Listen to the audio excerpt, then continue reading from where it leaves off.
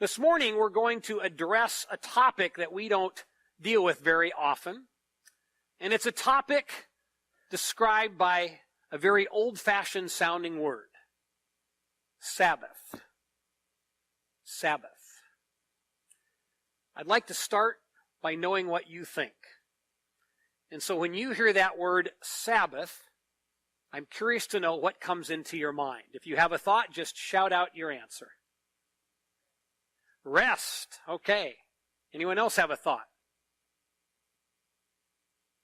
Israel. Oh, that's interesting.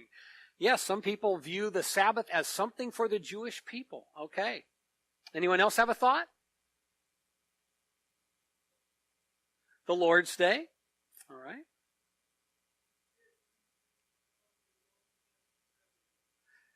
Time to get to know the Lord much better. Thank you. Okay. In the first service, somebody said going to church.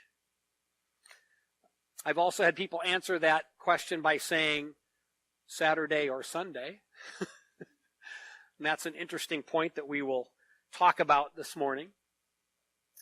That word Sabbath can mean or imply many different things to different people. But at its heart, Sabbath does mean rest, because it literally means stop. Stop from your labors. Stop all the tasks and activities at which you labor. And I believe that we desperately need to learn how to rest in the way that God intends, because we are a society of doers.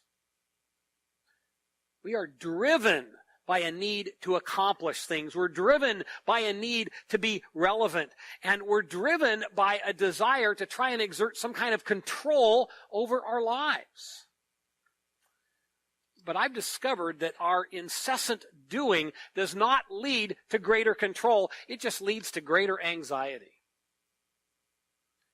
No matter how much we do, we cannot control the uncertainties of life. And simply by doing more, we will not reduce the anxieties of life. And the Bible makes it very clear that our God has a much better way for us to live. He wants to set us free from the need to always be compulsively doing. And if you and I can learn to rest in the way that God intends, that's when we will begin to experience freedom from the worries of this life. We will find peace and rest in the presence of our loving God. This morning, I want us to look at the biblical foundations of God's Sabbath rest. And then I want to offer some suggestions about ways that you and I can actually experience God's rest in our own lives. We're going to look at 3 different Bible passages today, and we're going to begin in the beginning, when God created rest. Rest for us. We find that in the book of Genesis chapter 2, verses 2 and 3. By the 7th day, God had finished the work He had been doing. So on the 7th day, He rested from all His work. Then God blessed the 7th day and made it holy, because on it He rested from all the work of creating that He had done. And I love the biblical account of creation. We can learn so much from the first 2 chapters of Genesis, because we see how God establishes order and purpose and design and meaning for His universe. And in these first 2 chapters of Genesis, we get to watch and see as God creates everything out of nothing. He creates the living creatures, including men and women who are made in His image and in His likeness. And we see God do all of this in a very deliberate and orderly way in 6 distinct periods of time. And at the end of these 6 creation days, God does something revolutionary. He rests. He rests. Now, His rest is not like ours. We rest because we're tired. God doesn't get tired. God rested because he finished his work. He finished the work of creation. And he recorded his act of resting for us here in Genesis because he wanted us to see the importance of completing a season of work and then taking a break. Taking a break to contemplate what's been accomplished. Taking a break to rest from labor. God wants you and he wants me to follow his example. And to help us do this, he established a rhythm to life. He created time. He created the week. And he created this week of 7 days, and every seventh day would be a day of rest. There's rhythm to that. There's a pattern to that. And that day of rest would be a day to honor the God who created us and who then rested. And God, in endorsing this idea of rest, even said that the day of rest was so important, he called it holy. Holy. Which means we need to view the Sabbath rest as an intensely spiritual act. When we take time to rest as God intends, it's not only good to rest our weary bodies. God is saying, I want you to rest in a way that is good for your heart and your mind and your soul as well. So in the act of creation, as God created rest, he was modeling rest for us. But that's not the only reason that we rest. There is a second vital reason that God gives us for embracing his gift of the Sabbath. And we find that reason in Deuteronomy chapter 5, verse 15. This is Moses speaking to the children of Israel, and he is reiterating and recapitulating what God said when he established the 10 Commandments. And here he says, remember that you were slaves in Egypt, and that the Lord your God brought you out of there with a mighty hand and an outstretched arm. Therefore, the Lord your God has commanded you to observe the Sabbath day. God did more than just model the importance of resting for us. He tells us here that resting from work is a gift to remind us that we are not slaves. Israel, having been in captivity in Egypt for 400 years, desperately needed to hear that message. Think about that. 400 years. There was no one in their culture who had any experience of work as a choice. For Israel, work for generations had been a harsh burden imposed by their masters. And there was no joy in their work because all of their labor was for the benefit of somebody else. And now, thanks to God, they are free. And they can work as they choose. They can pick what they want to do.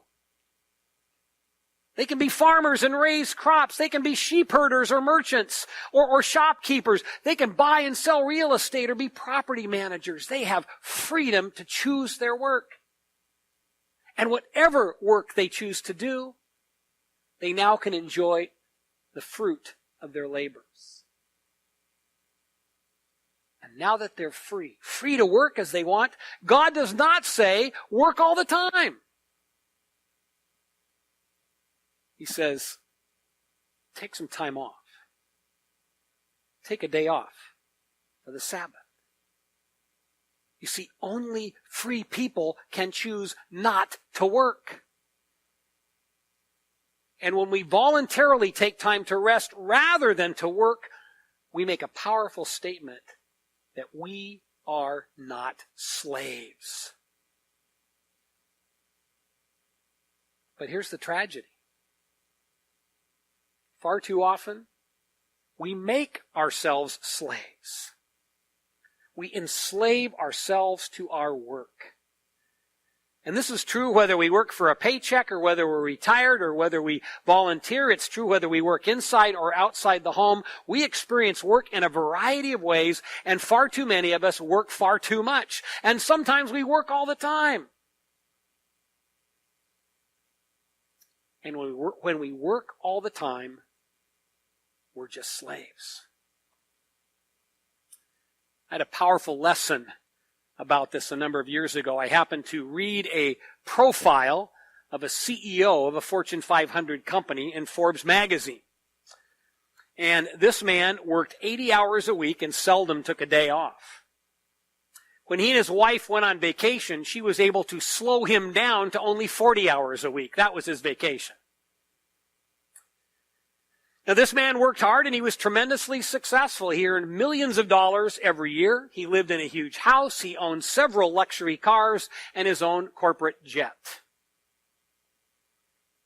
Now, our culture says those are the rewards of success. But at what price? I was talking about that CEO with a friend of mine. And he said something that has stuck with me for a long time. He said, Bruce, this man may be a success in the eyes of the world, but he is not a success in the eyes of God. In reality, he's just a high-priced slave. He's a slave to his work, he's a slave to his need to make money, and he's a slave to his need to continually acquire stuff. And God gave us the gift of the Sabbath to remind us that we are free. We're free not to work because we are not slaves. And that was the moment when the light bulb went off for me in a couple of ways. One is I realized that up to that point, my view of success had been shaped much more by the culture than by the Bible. And second, I started to develop an appreciation for the Sabbath and see the value and the privilege of the Sabbath in a way that I'd never seen before. Our God deeply values the Sabbath for us. It's a gift to you and a gift to me. And he feels so strongly about it that he made it a command, as we read here in our text. It's not a suggestion. It's a command. This verse that I read is part of a larger passage, which, as I said a moment ago, is about the entire Ten Commandments. And verses 12 to 15 here in Deuteronomy 5 are a detailed description of commandment number 4, the Sabbath commandment, where God instructs his people and he says, I want you to work 6 days, and then on the 7th day I want you to rest. Now, when we hear that word command, sometimes it might feel oppressive. We can view commands as burdensome, as restrictive. This is not a burdensome command. It is an invitation. It's an invitation to step into this beautiful rhythm of life that God has established. Work for 6 days, then rest for 1 day. Work for 6, rest for 1. Work 6, rest 1. There is beauty and rhythm and order to that cycle of life. What a contrast to incessant, compulsive busyness and doing.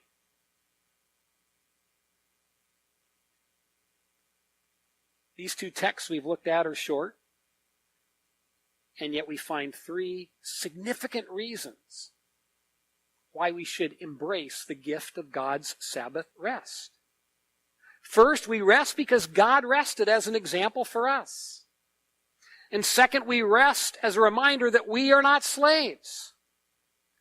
And third, we rest because God commanded it so that we could enjoy some rhythm in our lives rather than endless doing. And because the Sabbath is a gift, our God graciously gives us a great deal of freedom in how we experience this day of rest. The Bible actually lists very few requirements for a Sabbath rest, other than to enjoy it as a day when we cease from labor. We cease from our striving. We rest in the presence of God and we honor Him.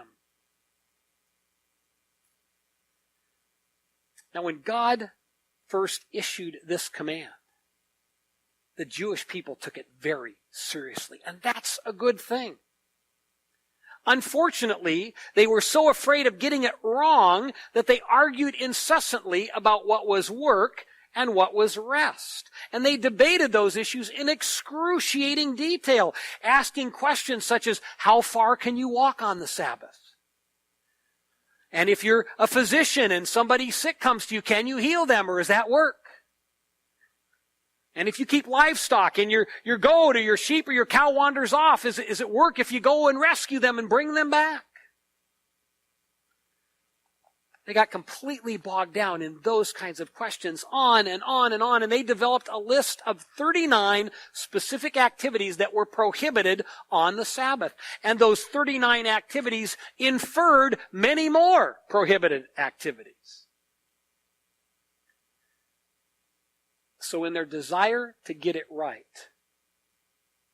they took God's command and they turned it upside down.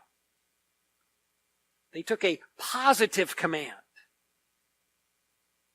embrace the Sabbath and enjoy a day of rest. And they turned it into a negative command. Don't do this, don't do that. And so the focus shifted from enjoyment of a day of rest in the presence of God. And the focus was, I've got to avoid all these prohibited activities. And you see, when the Jewish people did that, they unwittingly turned themselves back into slaves. Slaves to their man-made, self-imposed Sabbath rules. And so by the time of Jesus, the Sabbath had become an oppressive burden.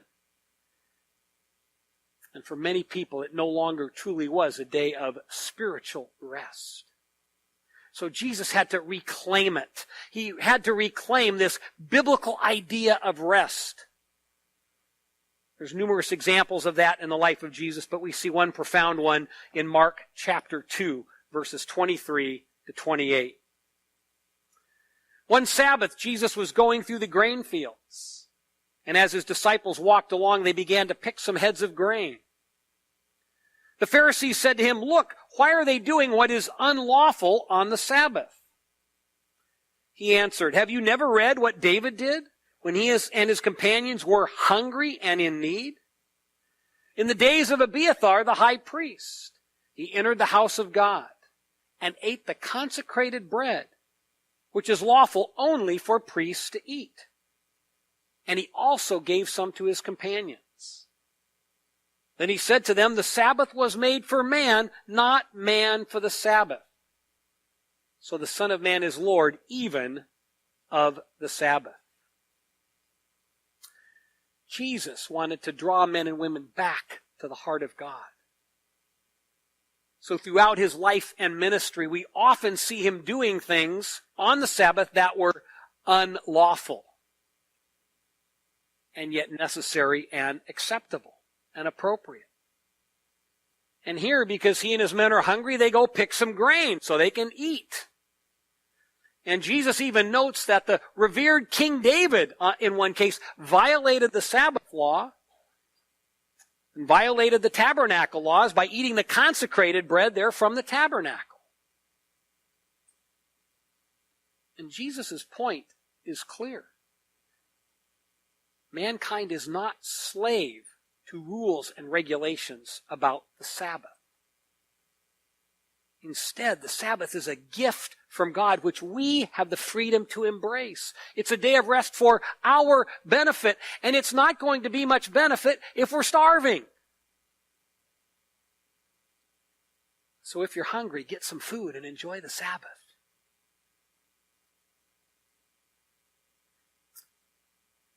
Now, some people wonder about which day is the appropriate day for celebrating the Sabbath.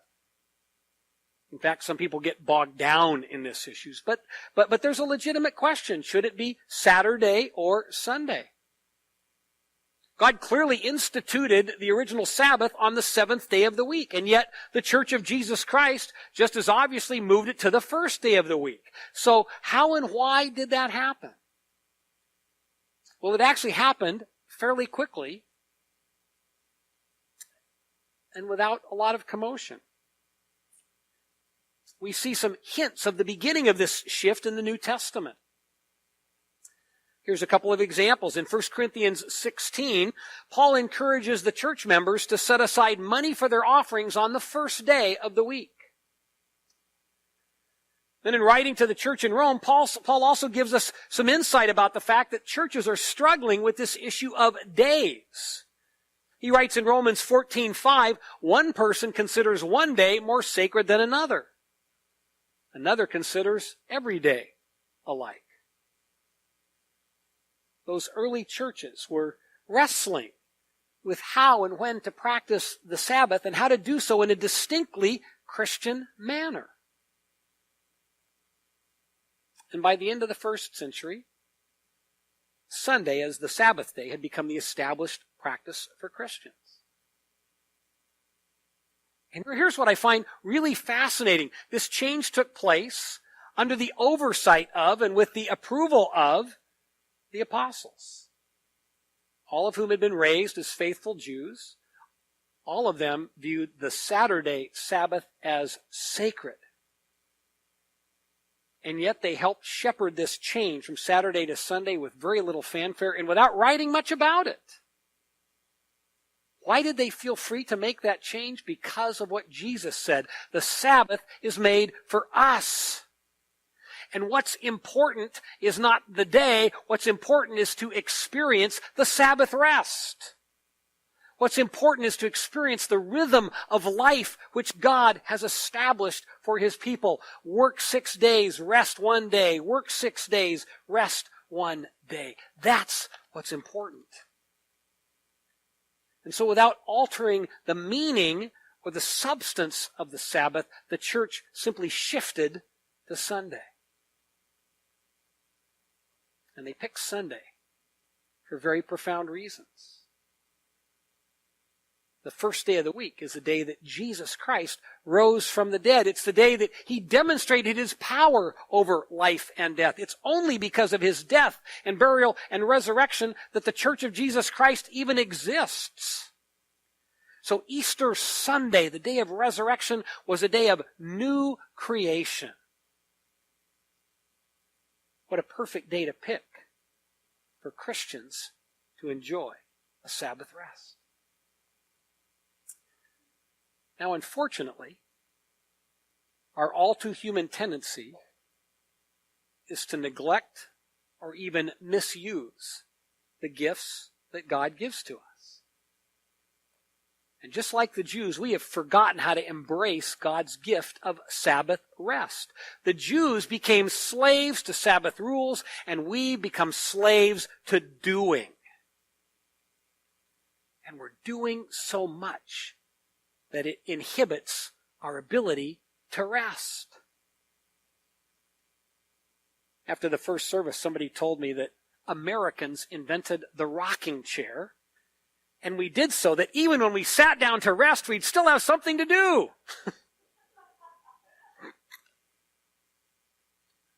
We are compulsively doing. And God wants to set us free. He wants to help you, and He wants to help me get back to the heart of Sabbath and enjoy His gift of rest. And yet, in this modern world, we need to ask, is it even really possible to do? In a time when stores are open 7 days a week, when kids have sports and soccer and activities around the clock and all weekend long, when many people, including many of you, including me, work non-traditional schedules.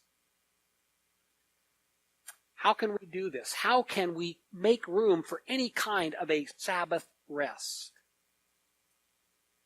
I want to offer 3 suggestions for us to consider. Suggestion number 1, create Sabbath experiences. Now, ideally, I believe that we all should work toward having a day of rest every week. But in our current culture, it's difficult for many people to carve out an entire day for a Sabbath rest, and a lot of people don't have Sundays off. But with a little bit of planning, we can create some Sabbath experiences within a day, which means we can begin to create some needed rhythm in our lives. And here's an example. I know a couple, husband, wife, professional people, who work different schedules. The only day off they share together is Thursday. And so they very intentionally have made Thursday morning a Sabbath experience for themselves as a couple. Here's how they do that. They get up, they have breakfast, and then they go somewhere for a walk. They leave their cell phones at home, very wisely. And as they walk, they keep conversation to a minimum. It's a time just to be alone with their own thoughts. It's a time to listen to the sounds of nature around them. So they walk for a while. Then they find a place to stop. And when they stop, they each open their Bible. They just quietly read. They ponder what they've read. They pray. And then they take a few minutes to share with each other some insight they've gleaned from what they've been thinking about, or their prayer time, or the Bible. Depending upon how long they've stayed out that day, sometimes they bring a simple picnic lunch and enjoy lunch before they head back home. But whenever they finish, they head back home, and then they do what we all have to do. They dive back into their schedule, their routine of chores and errands and the work of daily life. But they enter back into that refreshed because they've experienced a Sabbath rest that they created for themselves. And they stepped away from work and labor and activity. And they stepped into a time of connection with God. Now, that particular approach won't work for everyone. But let it encourage you to think creatively about your own schedule. Let it stimulate your thinking. How can you create an experience of Sabbath rest at some point during your week? Suggestion number 2, rest from required activities. Now you see, every required activity, whether it's something we have to do for our employer, or something maybe like household chores, every required activity is a form of work. And the idea of the Sabbath rest is to take a break from such activities because those are the things that drive us. And when I look at my schedule, and I'll bet when you look at yours, you'll be amazed at the number of activities and the number of deadlines that are self-imposed. We shackle ourselves to our busyness and to the demands of doing, and then we are not able to experience the rest that God wants for us.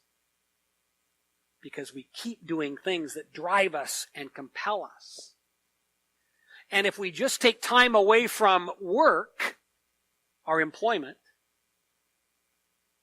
and then make our slaves to other tasks that we've put into our lives, we've missed the point of the Sabbath rest.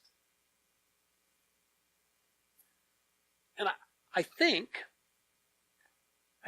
that our willingness to take time off from doing to rest ultimately really has to do with our ability to trust God. Christian author Dorothy Bass addresses this issue when she writes, "To act as if the world cannot get along without our work for one day in 7 is a startling display of pride that denies the sufficiency of our generous Maker." I can't get that quote out of my head because I think it's true. When we take a break from our responsibilities, it's an act of faith. We're trusting that God will be sufficient and He'll provide what we need for that day.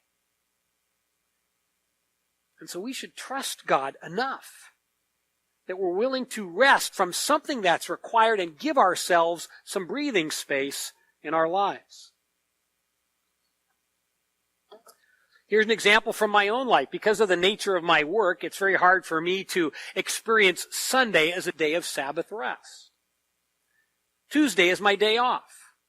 And so I very intentionally try to create moments of rest during that day. Moments to pray. Moments to read my Bible and sit in the presence of God. Moments to reflect on God's goodness to me. But I also deliberately rest from required activities that drive me. And I don't know what items drive you, but one of the things that drives me is email. Responding to email is a task to which I can be chained. It's a compulsion to check and see who's after me and then start responding.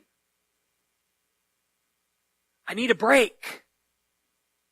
Not just from work, but from that required activity that potentially enslaves me. And so I rarely respond to emails on Tuesday, and I find that when I let it go, I experience some emotional and spiritual freedom. I actually rest better. So that's just one example of something I do. What can you do to let go of a required task that drives you and compels you? And can you trust God enough to let go of it for one day? Suggestion number 3. Engage in community worship. One way, certainly not the only way, but one way to experience Sabbath rest is to come here and be part of God's family on Sunday morning. And when we come, to come for the right reasons. Come to worship God. Come to allow ourselves to experience moments of connection and reflection and renewal as we worship together. When God created rest, it was a time to look back on His accomplishments. It was a time to reflect on His act of creation. And when we rest in worship, it's an opportunity for us to reflect back on the goodness of God, to reflect back on the ways that He has been active in our lives. And we can experience moments like that as we worship together. We can experience moments like that during communion, during times of silent prayer.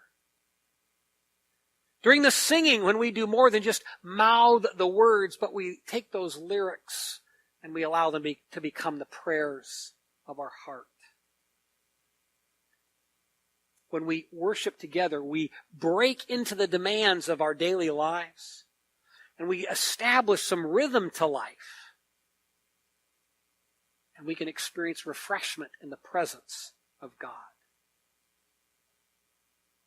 Rest, refreshment, and renewal. That's the goal of Sabbath rest. It's so much more than just a day off work. So how can you adjust your schedule so that community worship like this becomes a higher priority in your life? These are just a few ideas about how we can make God's Sabbath rest an ongoing part of our lives. And this is an issue we need to take seriously. It's not one to put on the shelf. It's one we need to actively think about because our culture will not help us embrace it. And we need to understand that if we want to experience a Sabbath rest, we actually are swimming upstream against the tide of culture because our culture does not have any sense of rhythm to life. We have to be intentional